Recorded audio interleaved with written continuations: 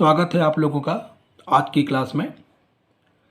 Last time हमने आपसे discuss किया था न्यूमेरिकल एक, जिसमें मैंने वेपर कंप्रेशन रेफ्रिजरेशन सिस्टम में एक ऐसा केस लिया था जिसमें आफ्टर कंप्रेशन जो वेपर होती है वो ड्राई सैचुरेटेड स्टेट में होती है, और हमने उसको सॉल्व करके आपको बताया था कि किस तरीके से एंट्रोपी इक्वल करके और आइसेंट्रोपिक प्रोसेस में जो कंप्रेसर का आइसेंट्रोपिक प्रोसेस होता है कंप्रेशन का, तो उस केस में जैसे जो एंट्रोपी थी उसको हमने इक्वल करके और कैसे हमने उसका ड्राइनेस फ्रैक्शन निकाला था और फिर उसकी हेल्प से एंथैल्पी निकाली थी।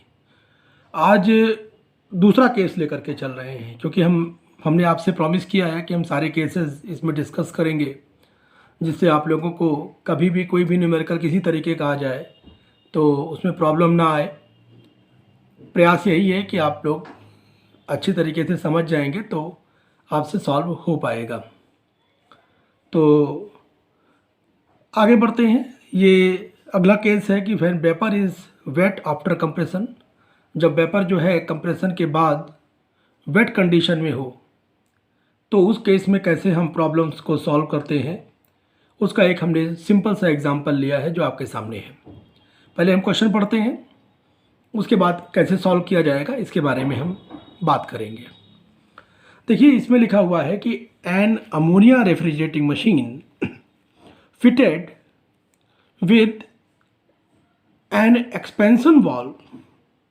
अब एक्सपेंशन वाल्व है, जिसका मतलब क्या है कि यहाँ पर वाल्व लगा हुआ है, एक्सपेंशन वाल्व है, तो VCRS होना ही होना है इसको। Work between the temperature limits दे रखा है -10 डिग्री सेल्सियस और 30 डिग्री सेल्सियस। अभी उसको हम बनाएंगे TH डायग्राम पर, तो आपको समझ में सारी चीज़ें अच्छे से आ जाएंगी, क्योंकि दोनों के लिए हमने पहले से प्रिपरेशन कर रखी है, TH डायग्राम और PH डायग्राम की। अभी बना करके आपको दिखाएंगे भी उसे कैसे बनता है। फिर कहता क्या है कि the vapour is 95% dry eight the end of isentropic compression. तो वेपर की जो है यहाँ पर ड्राइनेस भी दे दी गई है कि जब कंप्रेशन के एंड पर, ठीक है, and the fluid leaving the condenser is at 30 degree Celsius. ठीक, वो भी समझ में आए बात। Assuming the actual COP as 60% of the theoretical. तो इसको जो है, ये तो आपने एक्चुअल और थ्योरेटिकल COP के लिए फार्मूला आपको पहले बता भी रखा है, उसी को यूज़ करना, कहीं कोई बहुत बड़ी चीज़ नहीं है, ये कोई नई बात इसमें नहीं मिली है। Calculate the kilogram of ice produced पर किलोवाट आवर में कितनी आइस प्रोड्यूस होगी इसके बारे में बताना है। At 0 degree Celsius from water जो है वो 10 डिग्री सेल्सियस पे लिया जा रहा है, आइस तो 0 डिग्री सेल्सियस पे प्रोड्यूस होनी है। आइस की जो लेटेंट हीट है उन्होंने दे रखी है, और जो अमोनिया की प्रॉपर्टी है उसको भी दे रखा है इन्होंने, जिसमें इन्होंने लिक्विड हीट दे रखा है। टेम्परेचर लिमिट पर जो है अलग अलग दो टेम्परेचर लिमिट्स हैं, उस पर लिक्विड हीट की जो है यहाँ पर ये लिक्विड हीट एंथैल्पी दे, यहाँ पर लिक्विड एंथैल्पी दे रखा है, लेटेंट हीट दे रखा है, लिक्विड एंट्रोपी दे रखा है, और entropy of dry saturated vapour दे रखा है दोनों टेम्परेचर पर। तो इस तरीके से क्वेश्चन है ये। तो आइए लगाते हैं इसको आगे चल करके। पहले जो है हम सारी बातें इस पर आपको क्लियर करते चलते हैं, एक चीज़ कैसे किस तरीके से क्वेश्चन ये लगेगा। तो उम्मीद है कि ये चीज़ समझ में आपको आ गई होगी। अब ध्यान से देखिए, यहाँ पर हम TH डायग्राम सबसे पहले ड्रा करेंगे। तो कहता क्या है कि दो टेम्परेचर लिमिट पहले आप लीजिए, यहाँ पर एक लोअर टेम्परेचर और एक हायर टेम्परेचर। तो दो टेम्परेचर, एक -10 डिग्री सेल्सियस था, तो हमने -10 273 -10 करोगे तो 263 केल्विन आ जाएगा ये, और 30 डिग्री सेल्सियस जोड़ोगे 273 में तो ये हो जाएगा 303 केल्विन। तो ये लोअर और हायर टेम्परेचर लिमिट हमको मिल गई। फिर कहता क्या है कि the vapour is 95% dry eight the end of compression. देखो, कंप्रेशन के एंड में अगर ड्राई है तो इसका मतलब ये हो गया कि हम जो है इसको पहले बना लेते हैं यहाँ पर, कि बनाना पड़ेगा ही इसे। तो इसको ऐसे ड्रा कर लेते हैं, ऐसे ये चीज़, सॉरी यहाँ पर ये ड्राई है, ये तो ड्राई है eight the end of compression, और यहाँ टच नहीं कराना, इसको यहाँ तक रखना। और उसके बाद फिर क्या होगा, ये नीचे इधर आइए, सीधे नीचे आइए, वर्टिकल है ना, और ये जहाँ पर ये चीज़ है, तो इसका मतलब ये हो गया कि ये वाला पॉइंट है, इधर वाला पॉइंट, इसमें जो वेपर अगर यहाँ पर एक्सपेंशन होगा तो आइसेंथाल्पिक एक्सपेंशन होगा, आइसेंट्रोपिक होगा नहीं, तो वो जो वेपर होगी वो ऐसे आएगी, है ना। सीधी लाइन नहीं है ये, इसीलिए हमने जो है इसको टिल्ट किया। तो इस तरीके से यहाँ तक ये चीज़ आ जाएगी। तो ये जो पॉइंट्स, हम पहले इसके सारे पॉइंट्स यहाँ पर हम डिसाइड कर लेते हैं। पॉइंट इसको 1 कर लीजिए, इसको 2 कर लीजिए, इसको 3 कर लीजिए और इसको 4 कर लीजिए। तो जो यहाँ पर जो क्वालिटी इसकी दी हुई है वो कितनी दी हुई है, x2 जो दी हुई 95%, मतलब 0.95 ये दिया हुआ है x2 की वैल्यू। अच्छा, और T1 बराबर, ये T1 जो है T4 दोनों बराबर हो गए यहाँ पर, और T2 T3 दोनों ये बराबर हो गए। ठीक है, यहाँ पर आ गई याद। ये जो इसमें जो फिगर है इसी में हम थोड़ा सा लिख देते हैं। जो ये यहाँ पर देखो, जो यहाँ पर HF1 और ये HF1 और HF4 लिक्विड, इस टेम्परेचर पर जो लिक्विड हीट दी हुई है वो दी हुई है दोनों की। तो ये क्या है, ये मतलब हो गया HF1 यही बराबर हो गया HF4 के। दोनों जगह की लिक्विड हीट यहाँ पर ये दे रखी है इन्होंने। अच्छा ठीक है, तो ये आ गई, यहाँ पर लिक्विड हीट आ गई। और यहाँ की जो है ये इस प्रोसेस में ये FG1 है, ये यहाँ की जो है ये FG1H, ये लेटेंट हीट यहाँ की HFG1 और ये HFG2 है। ये हायर वाले टेम्परेचर क्या जाएगी, लिक्विड हीट जो है यहाँ की जो हो जाएगी HF2 ये बराबर हो जाएगी HF3 के। HF3 यहाँ पर ही आ गया, और SF1 ये और SF2 यहाँ की जो एंट्रोपीज है दोनों ये मिल गई। ये डेटा कहीं नहीं यूज़ होना है, ये जो है ये हमारे लिए यूज़लेस है डेटा, कोई मतलब नहीं। लोअर टेम्परेचर हायर टेम्परेचर सब पता ही है हमको इसके बारे में। अच्छा आइए अब इसको जरा इसका डायग्राम बना लीजिए आप। इसका डायग्राम बनाएंगे तो कैसे आएगा, पीएच डायग्राम के लिए देखिए, पीएच डायग्राम में सबसे पहले हम यहाँ पर गए, उसके बाद ये इस तरीके से पीएच डायग्राम में इधर ये आइसेंट्रोपिक प्रोसेस हम ऐसे दिखाते हैं।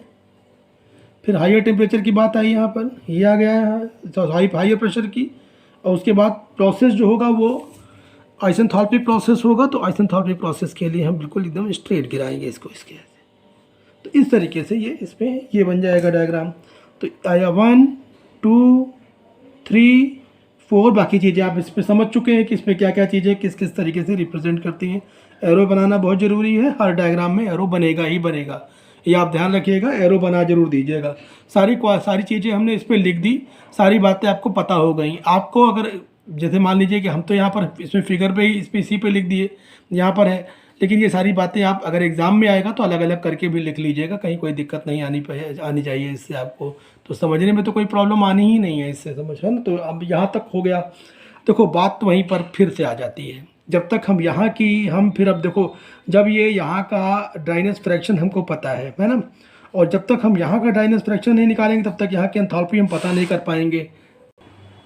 तो देखो यहाँ पर भी लगाने का तो तरीका वही है। क्या है यहाँ पर कि यहाँ की अगर हम मान लेते हैं कि जो यहाँ का ड्राइनेस फ्रैक्शन है वो x1 है, तो सबसे पहले तो हम ये निकालें, है ना, कि पहले ड्राइनेस फ्रैक्शन यहाँ का निकलेगा कैसे। वो हम वही करेंगे कि यहाँ की जो एंट्रोपी होगी, मतलब कि यहाँ की एंट्रोपी H2 और यहाँ की एंट्रोपी S1, क्योंकि प्रोसेस ये जो है आइसेंट्रोपिक प्रोसेस है, दोनों को हम बराबर करेंगे।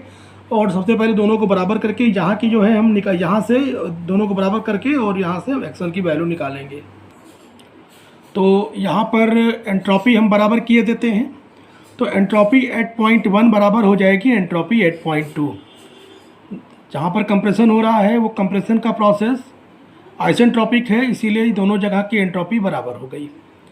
तो S1 बराबर H2। तो S1 का फार्मूला जो होता है वो होता है SF1 प्लस X1 HFG1 अपान T1। ये S1 यहाँ से S1, ये एंट्रोपी निकालने का फार्मूला थर्मोडायनेमिक्स में आप लोगों ने पढ़ा है पहले से। ऐसे ही यहाँ पर टोटल एंट्रोपी कैसे आएगी, SF2 liquid entropy plus X2 HFG2 अपान T2। ये इस तरीके से यहाँ की एंट्रोपी आ जाएगी। तो दोनों जगह की हम वैल्यू रख देते हैं। SF1 की वैल्यू दे रखी है 0.5443, ये हमने टेबल से ले ली। उसके बाद x1 हमको निकालना है। यहाँ पर HFG1 भी टेबल में दे रखा है, हमने वहाँ से ले लिया ये, और T1 वैल्यू भी दे रखी है इन्होंने। -10 को हमने केल्विन में बनाया तो 263 केल्विन यहाँ पर आ गया। सारी बातें यहाँ पर भी उसी तरीके से सेम सब कुछ दे रखा है टेबल में। यहाँ पर SF2 की वैल्यू जो दे रखी टेबल में वो है हायर टेम्परेचर पर 1.2037, X2 की वैल्यू 95% ड्राई लिखा हुआ, तो यहाँ पर हम परसेंट हटा देंगे तो 0.95 हो जाएगा। HFG2 की जो वैल्यू है यहाँ से आ जाएगी, और T2 की जो वैल्यू है हायर टेम्परेचर की वो ये दे रखी है। सॉल्व करेंगे इस पूरे इक्वेशन को, और हमको यहाँ पर अननोन x1 की वैल्यू मिल जाएगी 0.86, तो ये वैल्यू हमको यहाँ पर मिल गई। अब हमको मेन हमारा जो एम है वो यही है कि हम पहले एंथैल्पी निकाल लें H1 और H2 की। बाकी सारी चीज़ें दी हुई हैं, हम अपने आप वहाँ से ले करके सब डेटा से निकाल लेंगे सारी बातें किस तरीके से। अब एंथैल्पी जो होगी वो H1 की क्या हो जाएगी, HF1 + X1 HFG1। ये फार्मूला आप पहले भी यूज़ कर चुके हैं और थर्मोडायनेमिक्स में आपने कई बार यूज़ किया भी होगा। सारी बातें यहाँ पर रखिए। HF1 की जो वैल्यू है आप यहाँ से रख दीजिए, दे रखा है टेबल में, वहाँ से उठाइए HF1 की वैल्यू, और आपने X1 की जो वैल्यू निकाला है 0.86, ये निकाल लिया, रख दिया आपने। HFG1 की जो वैल्यू है वो निकाला, और सॉल्व करके आपने ये वैल्यू यहाँ पर। उसी तरीके से सेम H2 की वैल्यू आप निकालेंगे, ये वैल्यू आ जाएगी। COP निकालना है, तो COP निकाला है आपने। COP जो हो जाएगा रेफ्रिजरेशन इफेक्ट प्रोड्यूस, तो आपको होना ये चाहिए था H1 - H4, लेकिन H1 - H4 लिखने की बजाय आप HF3 लिख दीजिए, क्योंकि HF3 आपको दिया हुआ है, तो वहाँ से आपको डायरेक्ट वहाँ से वैल्यू मिल जाएगी। तो H1 की जो वैल्यू है तो आप निकाल ही चुके हैं यहाँ पर, ये H1 की वैल्यू आपने निकाला, ये रख दिया, HF3 निकाला। H2 की वैल्यू भी आपने निकाल रखा है, H2 - H1, ये जो है कंप्रेसर वर्क आ जाएगा आपका। सारी चीज़ें आप निकाली थी, इसीलिए सारी मेहनत की गई H1 और H2 निकालने के लिए। तो यहाँ से जो आपको थ्योरेटिकल COP आया वो ये आया 5.8 थ्योरेटिकल COP है, लेकिन उसने एक्चुअल COP के बारे में बात अलग बताई है। बताई क्या है? बताई ये है कि जो एक्चुअल COP है वो 60% है थ्योरेटिकल COP का, तो 60% 0.6 से मल्टीप्लाई कर दीजिए तो आपको यहाँ पर एक्चुअल COP मिल जाएगी। अच्छा, एक्चुअल COP आपके पास आ गई। COP का फार्मूला आपके पास, एक तो ये फार्मूला होता है, दूसरा फार्मूला क्या होता है, refrigeration effect upon work done. तो वो पर किलोवाट आवर में कितनी आइस प्रोड्यूस होगी, कितने केजी, ये पूछ रहा। तो पर किलोवाट आवर में कितनी एनर्जी, वही energy equivalent to work done की हो जाएगी। कितनी एनर्जी यहाँ पर दी गई, और उस केस में वही एनर्जी की हो जाएगी वर्क डन बाई कंप्रेसर।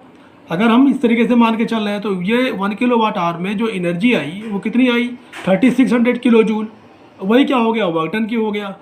तो एक्चुअल हीट एक्सट्रैक्टेड जो आया वो क्या हो जाएगा, क्योंकि आपको पता है एक्चुअल COP बराबर refrigeration effect upon work done. तो रेफ्रिजरेशन इफेक्ट जो आ जाएगा वो क्या आ जाएगा, वो जो आप देख रहे हैं नया रेफ्रिजरेशन इफेक्ट, ये जो आ रहा है, ये जो रेफ्रिजरेशन इफेक्ट आएगा, सॉरी, वो इस तरीके से आ जाएगा 3600, और ये एक्चुअल COP से मल्टीप्लाई कर दिया, हमारे पास ये आ गया। ये एक्चुअल रेफ्रिजरेशन इफेक्ट कितना प्रोड्यूस होगा जब 1 किलोवाट आवर एनर्जी सप्लाई की जाएगी या 3600 किलो जूल वर्क किया जाएगा। ये चीज़ आ गई हमारे पास। अब हमारे पास आसान सा लॉजिक है। क्या लॉजिक है? लॉजिक ये है कि देखो, अगर हमारे पास, अगर हम ये निकाल लें कि देखो ये तो टोटल रेफ्रिजरेशन इफेक्ट प्रोड्यूस हुआ, अगर 1 किलोवाट आवर एनर्जी हमने वहाँ पर दिया, अगर हम ये मान लें, हम ये पता कर लें कि अगर 1 kg आइस प्रोड्यूस होती तो कितना रेफ्रिजरेशन हमको इफेक्ट चाहिए उस केस में। तो एक वही कह रहा है refrigeration effect produce from 1 kg of ice. चूँकि वाटर जो जा रहा है वो 10 डिग्री सेल्सियस पे जा रहा है और 0 डिग्री सेल्सियस पर आइस प्रोड्यूस हो रही है, तो बात तो यहाँ तक ही आ रही ना। तो ये कह रहा है कि अगर 1 kg आइस बनानी है तो कितना रेफ्रिजरेशन इफेक्ट चाहिए। तो ये जो रेफ्रिजरेशन इफेक्ट Rn' हमने लिया वही मतलब होता है mCp into delta T. Delta T का मतलब क्या हो, 0 डिग्री सेल्सियस पे 10 डिग्री सेल्सियस, तो डेल्टा टी यहाँ पर आ गया, मास 1 kg हो गया, और वाटर के लिए Cp की जो वैल्यू होती है 4.2 कर सकते हैं, 4.187 अगर पता हो आपको तो। और ये m इंटू एल, क्योंकि यहाँ फेज चेंज भी हो रहा है तो m इंटू एल हो गया यहाँ पर, तो ये वैल्यू आई वही आ गई। तो ये इसका मतलब क्या हुआ कि अगर 1 kg आइस प्रोड्यूस होगी तो इतना रेफ्रिजरेशन इफेक्ट यहाँ पर इतना यहाँ पर प्रोड्यूस हुआ है 1 kg आई बनने में। तो अब इसका मतलब क्या हुआ, टोटल रेफ्रिजरेशन इफेक्ट जो आ रहा है वो इतने वर्क डन पर, 1 किलोवाट आवर वर्क डन पर वो इतना आ रहा है। तो हमने क्या किया कि जो देखिए यहाँ पर तो ये आ गया टोटल रेफ्रिजरेशन इफेक्ट अपान ये क्या हो गया, ये जो है refrigeration effect for 1 kg of ice, ये चीज़ आ गई। तो उससे हमको टोटल अमाउंट ऑफ आइस कितनी प्रोड्यूस होगी निकल आएगा। बहुत सिंपल लॉजिक है इसके अंदर। तो कुल मिला करके देखो बात यहाँ पर वही आती है कि एंट्रोपी सबसे पहले इक्वल कर लीजिए, जहाँ की जो है आपको अगर मान लीजिए एक जगह की दी हुई तो दूसरा हो सकता है कि भाई इस क्वेश्चन में eight the end of compression दिया हुआ था डाइनेस फ्रैक्शन, हो सकता है कि जब at the beginning of compression जो है हो सकता है दिया होता, तो उस केस में x2 निकालते। तो निकाल करके उस केस में फिर h1 और h2 निकालना है, सीधे से COP निकालना। बाकी जो बात कहता है सिंपल लॉजिक, बिल्कुल रेफ्रिजरेशन का बेसिक कॉन्सेप्ट पुराना वाला लगा करके सॉल्व कर देना है। तो उम्मीद करते हैं कि ये बात यहाँ तक आपको समझ में आ गई होगी। आइए बढ़ते हैं अगले केस की तरफ। अब अगले केस में हम जो डिस्कस करने जा रहे हैं प्रॉब्लम, उसमें जो वेपर है वो सुपर हीटेड है बिफोर कंप्रेशन। तो आप समझ सकते हैं कि अगर बिफोर कंप्रेशन, कंप्रेसर में एंटर करने के पहले ही वेपर अगर सुपर हीटेड हो जाती है तो कंप्रेशन के बाद तो सुपर हीटेड होनी ही होनी है वो। तो इसलिए जो है ये जो केस है कि इसमें क्या है कि अब जो वेपर है वो बिफोर और आफ्टर है ना, बिफोर एंटरिंग द कंप्रेसर और आफ्टर लीविंग द कंप्रेसर दोनों स्टेट में जो है वो सुपर हीटेड कंडीशन में है। पहले क्वेश्चन पढ़ते हैं, उसके बाद फिर ज़्यादा आपको समझ में आगे से आएगा। देखो एक कह रहा है कि वेपर है एक, तब कह रहा था vapour compressor refrigeration plant works between pressure limits of 5.3 bar and 2.1 बार। देखो यहाँ पर इसने प्रेशर लिमिट्स दे रखी हैं अलग अलग, लोअर प्रेशर और higher pressure. The vapour is super heated at the end of compression, compression के एंड में सुपर हीटेड है। Its temperature being 37 degree Celsius. अब ये बात दे दिया इसने। तो ये जो है ये टेम्परेचर सुपर हीटेड वेपर का टेम्परेचर है। अभी हम आगे लिखते हैं तो आपको समझ में सारी बातें आ जाएंगी। तो यहाँ पर ये चीज़ आ गई, the vapour is super heated by 5 degree Celsius before entering the compressor. ठीक, the specific heat of super heated vapour is 0.63 kilo joule per kg per kelvin. Find the COP of the plant. Data दिया हुआ है नीचे, आप देख सकते हैं। Data में प्रेशर लिमिट पर सेचुरेशन टेम्परेचर अलग अलग दे रखे हैं। देखिए ये टेम्परेचर सेचुरेशन लिमिट पर है ये, और ये जो है लिक्विड हीट है यहाँ पर, ये इस लोअर प्रेशर पर, हायर प्रेशर पर, और लेटेंट हीट यहाँ पर दे रखी है दोनों पर। जो लेटेंट हीट का जो है यहाँ पर ये आप देख रहे हैं ये इस तरीके से। अब आगे बढ़ते हैं, इसको सॉल्व करते हैं।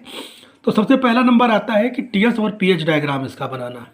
तो कैसे बनेगा TS और pH डायग्राम, पहले उसको बनाते हैं। देखो जो टेबल दी हुई है उसी का यूज़ करते हुए सबसे पहले हम यहाँ पर डायग्राम बनाने जा रहे हैं। TS डायग्राम बनाएंगे। तो TS डायग्राम जो बनेगा वो कैसे बनेगा ज़रा वो देख लो।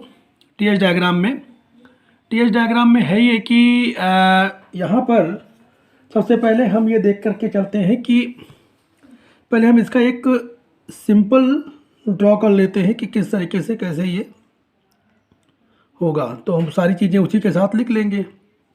देखो ये तो आया, ये इवेपोरेटर में उधर से अगर एक्सपेंशन होगा तो यहाँ पर आएगा, फिर इधर से ऐसे जाएगा, फिर जो है ये 5 डिग्री सेल्सियस सुपर हीटेड है तो ये इधर से जाएगा, तो इसका मतलब ये ऐसे आएगा यहाँ तक, ये आ गया। और यहाँ पर जो है ये लाइन स्ट्रेट होगी, आइसेंथाल्पिक प्रोसेस होगा और ये स्ट्रेट लाइन हो जाएगी टोटल। ये तो यहाँ आ गया यहाँ का। अब जब ये यहाँ से कंप्रेशन होगा तो सुपर हीटेड स्टेट में जाएगा ही जाएगा, एंट्रोपी कांस्टेंट होगी, ये तो यहाँ तक आ गया। फिर अगर हम इसको हायर टेम्परेचर पर लेते हैं तो हायर टेम्परेचर पर वो थोड़ा सा क्या होगा, पहले सैचुरेटेड स्टेट में आएगा, इधर से सैचुरेटेड स्टेट में आएगा, फिर उसके बाद फिर इसको जो है हम यहाँ से फिर कंडेंसर में ले जाएंगे। ये कंडेंसर में जाएगा जहाँ पर कंडेंसेशन होगा इसका, फिर प्रोसेस आइसेंथाल्पिक एक्सपेंशन, ये चीज़ यहाँ से आ जाती है। पूरा ये पूरा पूरा हो जाता है यहाँ से ऐसे। ऐसे इसमें जो इस वाले को देखेंगे तो यहाँ पर जो है ये जो एंथैल्पी है यहाँ कांस्टेंट है, और इस लाइन ये लाइन जो कि कांस्टेंट प्रेशर पर ही जो भी कूलिंग होती है इसलिए ये ऐसे रहेगी। और यहाँ से यहाँ तक जो है ये प्रोसेस ऐसे शो किया जाएगा इसमें, क्योंकि ये जो है आइसेंट्रोपिक प्रोसेस था ये वाला। तो 1 2 3 4 ये प्रोसेस आ गया। तो ये हो जाएगा 1 डैश 1 2 2 डैश, इसको 2 डैश कर लो, ये हो जाएगा 3, ये हो जाएगा 4। सारी बातें दे रखी हैं यहाँ पर। हम यहाँ पर अगर इसके हिसाब से देखें तो प्रेशर जो है वो अलग अलग दे रखा है। प्रेशर जो लिमिट है वो टेम्परेचर यहाँ पर जो प्रेशर दे रखा है P2 और P1 दे रखा है। तो P1 की जो वैल्यू है वो कितनी दे रखी है इन्होंने?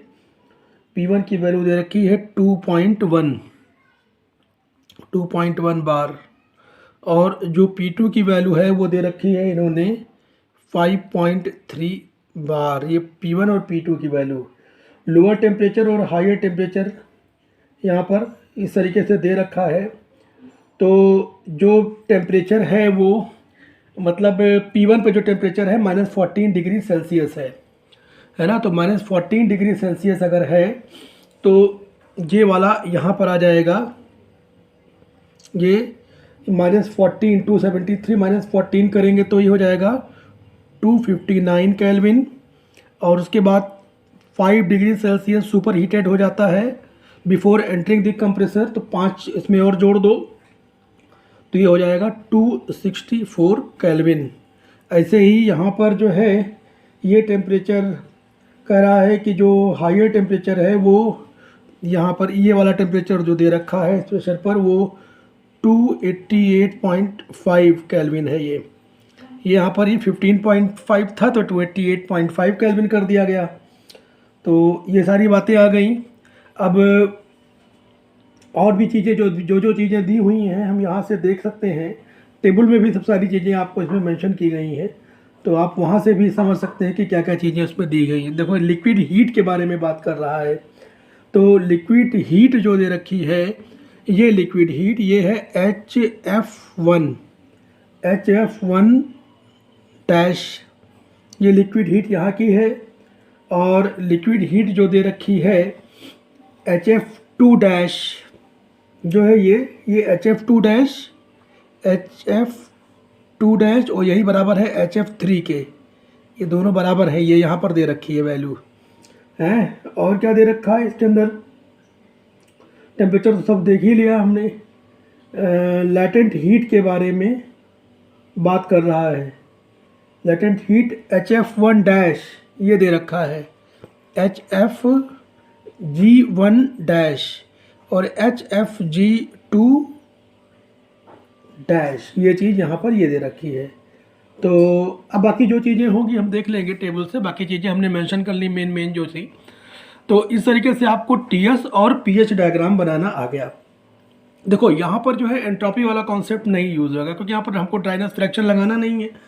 यहाँ पर सीधी सी बात हमारे पास ये आती है कि हमको COP चाहिए। COP कैसे निकालनी है? देखो हमारे पास एक सबसे पहले हमको यही याद करना है कि COP निकालनी कैसे। मेन कंप्रेसर में जो है यहाँ पर एंटर कर रहा है, यहाँ तक जा रहा है कंप्रेसर में, तो कंप्रेसर वर्क तभी निकलेगा जब हमको यहाँ की एंट्रोपी पता होगी, यहाँ की एंट्रोपी पता होगी, सॉरी एंथैल्पी, यहाँ की एंथैल्पी और यहाँ की एंथैल्पी, दोनों की जगह की एंथैल्पी पहले हम निकाल लें। अगर दोनों जगह की एंथैल्पी निकल आती है तो बाकी सारी चीज़ें हमारे पास सब हमको पता चल जाएंगी, क्योंकि हमको H1 भी पता है और उसके बाद HF3 भी दिया हुआ है। HF3 की वैल्यू ये दे रखी है इन्होंने। तो हमारे पास मेन यहाँ पर जो एम है वो यही है कि हम यहाँ पर एंट्रोपी निकाल लें। एंट्रोपी एंथैल्पी 8.1 और एंथैल्पी 8.2।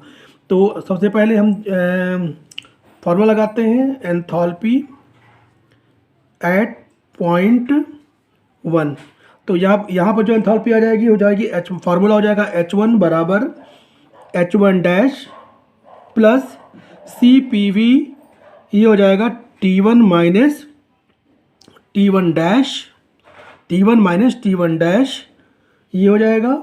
और ये तो यह ठीक है, फार्मूला हो गया ये। तो हम इसको जो है ऐसे भी लिख सकते हैं, H1 डैश को जो है हम HF1 dash plus HFG1 dash, ये आ गया। ये H1 डैश टोटल एंथैल्पी यहाँ पर आ गई, plus degree of super heat जो आ गया CPV और T1 माइनस T1 डैश, ये चीज़ आ गई। सारी वैल्यूज़ हम रखते हैं यहाँ पर, वैल्यूज़ रखेंगे तो हो जाएगा 25.12। ये H1 डैश की वैल्यू है, दे रखी है यहाँ पर। HF1 डैश ये जो है 25.12 प्लस HFG1 की जो वैल्यू दे रखी है, ये दे रखी है 158.7, ये यहाँ पर दे रखा है इन्होंने, ये वैल्यू आ गई। प्लस यहाँ पर जो इन्होंने PCV की जो वैल्यू है वो दे रखी है, कहाँ दे रखी है, ये दे रखी है 0.63, तो 0.63 कर दिया। और डिग्री ऑफ सुपर हीट तो ये बताया ही था यहाँ पर, इस केस में 5 डिग्री सेल्सियस का था। तो ये चीज़ यहाँ पर आ गई, चाहे वो डिग्री केल्विन, चाहे केल्विन में करोगे चाहे डिग्री सेल्सियस में करोगे, वैल्यू तो वही आएगी सॉल्व करने पर। तो ये कुल मिला करके जो इसका आंसर आएगा वो आ जाएगा, तो कुल मिला के जो इसका आंसर आएगा वो आ जाएगा यहाँ पर 186.97 किलो जूल पर kg, ये यहाँ पर आ गई एंथैल्पी। इसी तरीके से हम निकालेंगे एंथैल्पी एट 0.2, तो ये हो जाएगा H2। यहाँ पर जो एंथैल्पी निकालेंगे वो कैसे आएगी, तो इसी तरीके से जैसे हमने यहाँ पर एंथैल्पी ये निकाली, अब इसी तरीके से एंथैल्पी H2 निकालते हैं। तो फार्मूला फिर से वही, आप थर्मोडायनेमिक्स में पहले भी पढ़ रखा है, H2 डैश प्लस ये डिग्री ऑफ सुपर हीट के साथ निकाल लिया हमने ये CPV और T2 माइनस T2 डैश। तो यहाँ पर H2 डैश की जो वैल्यू आई HF2 dash plus HFG2 dash plus CPV और T2 माइनस T2 डैश, सारी वैल्यूज़ ये जो है ये टेबल में दी हुई है, आपने देखना हो, ऊपर टेबल में मैंने लिख भी दिया है वो कौन कौन सी वैल्यूज़ है, वहाँ पर आपको देखना। CPV दिया हुआ है, T2 डैश पता ही है, और ये जो वैल्यू है T2, ये वैल्यू भी आपको दे रखी है इसमें।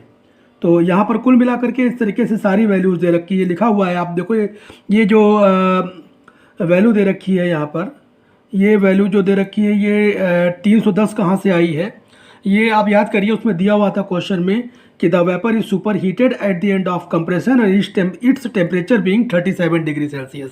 तो उसी 37 डिग्री सेल्सियस को हमने फिर केल्विन में बना लिया, ये वहाँ का है ये। फिर ये चीज़ आई, ये आ गया।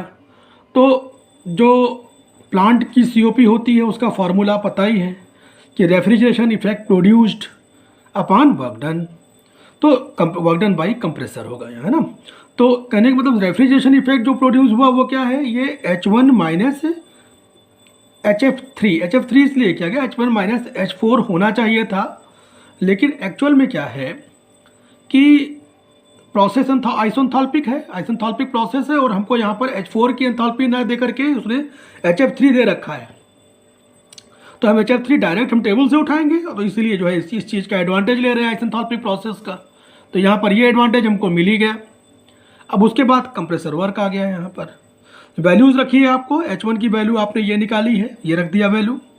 HF3 की जो वैल्यू टेबल में आप देखोगे तो वहाँ से HF3 की वैल्यू 56.15 दे रखी है, वहाँ से आप देख लीजिए टेबल में, वहाँ से आ जाएगी। H2 और H1 की वैल्यू आप यहाँ निकाल चुके हो, ये और ये सारी वैल्यूज़ आपने रखा, कैलकुलेट किया, कैलकुलेट करने के बाद जो वैल्यू आती है वो आ जाती है 4.735। तो इसका मतलब जो प्लांट की COP है वो 4.735 आती है। तो यहाँ देख लीजिए हर एक जगह COP जो आ रही है वो 1 से काफ़ी ज़्यादा है। तो ये एयर रेफ्रिजरेशन के कंपैरिजन में अगर फिर से सोचा जाए एक बार तो बहुत ज़्यादा ये इफ़ेक्टिव है। तो कुल मिलाकर के इतनी बातें इसके अंदर हमने आज की, आपको हमने 2 केसेस बताए न्यूमेरिकल के माध्यम से, और इसमें बेसिक फार्मूले जो होते हैं, देखिए थर्मोडायनेमिक्स वाले फार्मूले हो सकता है आपको पहले आपने पिछले सेमेस्टर में पढ़े हो, ना याद हो, तो अभी नहीं याद है तो अब याद कर लीजिए। फार्मूले अलग से लिख करके आप याद कर लेंगे, तो उसमें कोई बहुत ज़्यादा फार्मूले नहीं है, 2-4 फार्मूले इस तरीके से हैं जो थर्मोडायनेमिक्स के यूज़ होते हैं। बाकी कॉन्सेप्ट बेसिक है, सीओपी निकालने का कॉन्सेप्ट वही है जो जिस तरीके से जो हमने समझा दिया था आपको। तो अगर आपने पहली वाली जो पहला वाला जो उधर शुरू के जो लेक्चर्स हैं उधर सुन रखे हैं आपने, तो अब कोई प्रॉब्लम आपको आनी नहीं चाहिए। आगे जो भी हम बताएंगे सब कुछ फंडामेंटल वही है जो मैंने शुरू के 10 लेक्चर्स में बताए हैं। तो आप अगर आपने अभी से शुरू किया है पढ़ना और आप अभी से देख रहे हैं, तो प्लीज़ आप पहले उन 1 से लेकर के 10-12 तक लेक्चर जितने भी हैं उनको अच्छे तरीके से आप पढ़िए। जो चीज़ समझ में ना आए उसको फिर से आप दोबारा पढ़िए, कई बार उसको समझिए, फिर आपको जो है उससे समझ में आने लग जाएगी कि हम क्या बातें कर रहे हैं। यहाँ की जो बातें समझना है उसके पहले आपको पहले बैक में जाना पड़ेगा, और 10-12 लेक्चर शुरू के जो है वो बहुत अच्छी तरीके से कई बार पढ़ने हैं, तब जा करके आपको समझ में आएगी। हम आज यहीं पर रुकते हैं क्योंकि वीडियो ज़्यादा लंबा हो जाने से फिर इंटरेस्टिंग कम रहता है, और हम प्रयास यही करते हैं कि आधे घंटे से ज़्यादा वीडियो ना खींचने पाए। तो अब हम नेक्स्ट टॉपिक जो है, ये नेक्स्ट जो है इसका केस अगले वाले लेक्चर में बताएंगे। आज यहीं तक, थैंक यू।